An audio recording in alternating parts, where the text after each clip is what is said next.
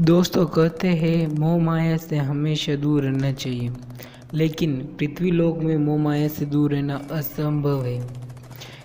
मैं आज आपको बताना चाहता हूँ, एक बार नारद मुनि भी जानना चाहते थे कि मोह माया क्या है। उसके लिए वह अचानक द्वारका नगरी चले गए। वहाँ पर श्री कृष्ण ने नारद मुनि का आदर सत्कार किया और नारद मुनि को रेगिस्तान में लेके चले गए। नारद मुनि सोचने लगे कि कृष्ण मुझे रेगिस्तान में क्यों लेके आए। कुछ क्षण बाद श्री कृष्ण ने नारद मुनि से कहा कि नारद, मुझे प्यास लगी है, कहीं से जल लेकर आओ। तब नारद मुनि इधर उधर देखते गए और कुछ क्षण बाद उन्हें कुआं देखा। कुएं के पास उन्होंने एक औरत को देखी, वह काफ़ी सुंदर थी।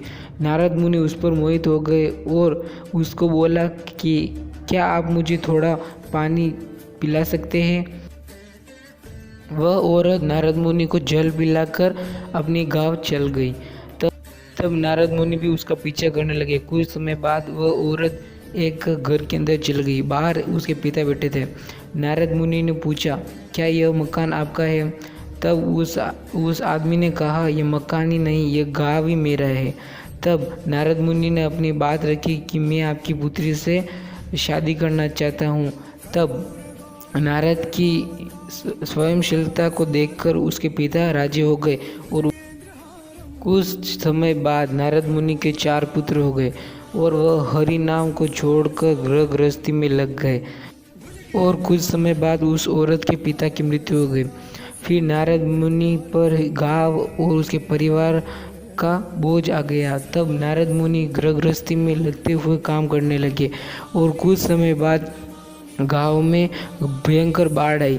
तब नारद मुनि ने एक नाव देखी और अपने परिवार को लेकर उसमें चल गए, लेकिन थोड़ी देर में ही नाव पलट गई और देखते देखते उसके आंखों के सामने उसके परिवार मर गए।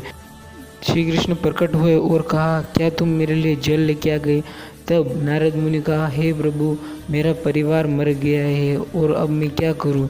तब श्री कृष्ण ने कहा कि यह तो सिर्फ एक मोह माया थी, यह सब मेरा रचाया हुआ था। नारद मुनि रोने लगे और कहा, मेरा परिवार मर गया। तब इस मृत्यु लोक में कोई भी मोह माया से दूर नहीं रह सकता। तब नारद मुनि ने कहा कि हे कृष्ण, आपने मुझे मोह माया का मतलब समझा दिया है।